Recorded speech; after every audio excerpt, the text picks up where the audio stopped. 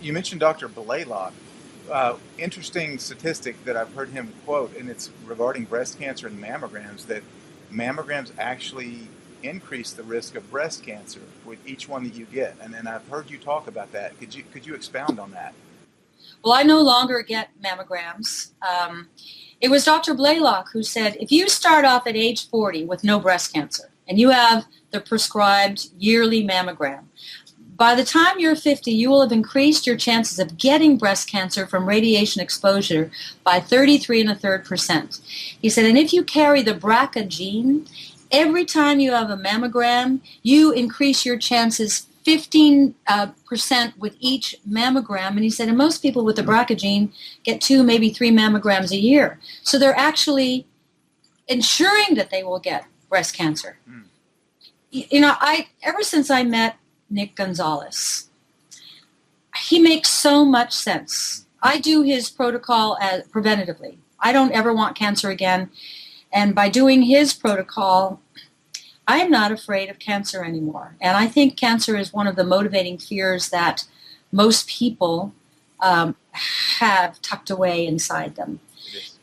But when you know Nick and how pure he is and how he's not in it for the money, and this is a good guy, and the flack he's taken for having the audacity to treat serious cancers with pancreatic enzymes, coffee enemas, and nutritional supplementation, and a designed diet for their genetic code. But when I wrote Knockout, I interviewed 17 of his patients. I said, I'd just like to talk to stage 4s.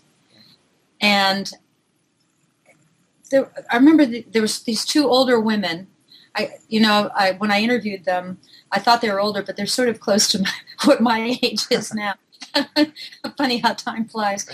And they're both in their 70s, and one had stage 4 breast, one had stage 4 ovarian, only been treated by Nick.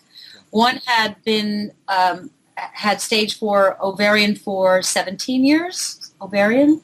The other stage 4 breast at that time for 12 years. I haven't asked Nick recently, but as of last year, they were both still alive and thriving. And I played devil's advocate. I said, really? You're going to do coffee enemas every day? And they started joking. The older one said, yeah, I particularly like French roast. She said, gets me kind of all juiced up. I said, well, okay, whatever.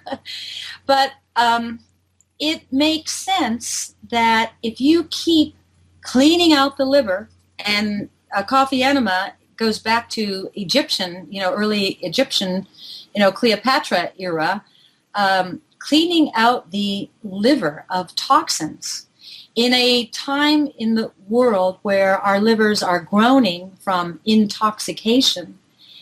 It almost, you wonder how anybody can be alive without doing regular liver cleanse. And then the idea of the pancreatic enzymes, and I always have to do everything visually. So what I see with his enzymes is you take them in between meals, and it's a lot of them. I think I take, and this is where I get ridiculed, but I take about 80 a day because I had cancer and I had a big tumor, so I'm not worried about getting it back, but I have to do everything I can in my power to make sure. But so I visualize the little enzymes that in between meals they're eating all the debris, and what better debris to munch on than cancer? And when you keep yourself cleaned out, then there's no reason for the cancer to grow a new self. Right. So I believe in him, but also I think my belief is a big part of why I'm so well. If you believe it, you manifest it, and I believe it.